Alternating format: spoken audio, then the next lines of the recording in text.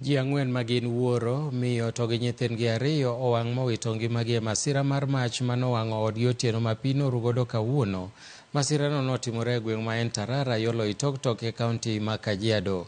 Jolibamba manochopo reso anyuolano wacho ni achich manomoko mach makamano noloro dhootgi oko kaeto tiayo mach mowang'o gimoro amora e odno kaachiel gi ji ang'wen-go. Nyaka sani pok oyangore gimomiyo njore makamano notimore, mak mana ni jolibamba achich ni ma inyalo kel kod nyiego. Wira ni Thomas Muleo ma en wuon nyithindogo eka nche nong'iewo nyamburko manyien.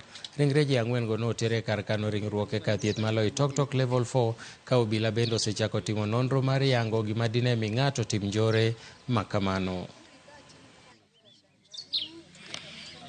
Kitu tuliokoa tu hapa ni gari ndio tuliweza kuokoa, dunia ilikuwa inaanza kushika moto.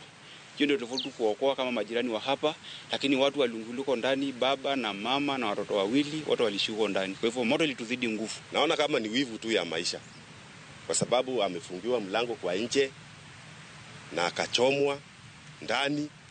Sasa tumepigwa na butwa, maana usiku huwezi kujua ni nani amekuja akachoma boma. Ila tu tunaona hata gari yake imebondwa.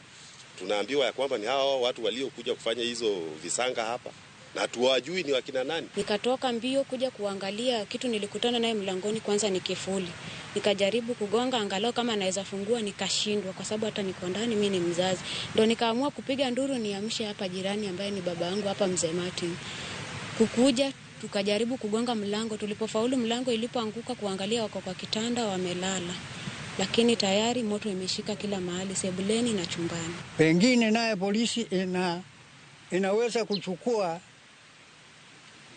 uchunguzi sana, kwa sababu hiyo jambo si jambo ambaye nao maanisha uzuri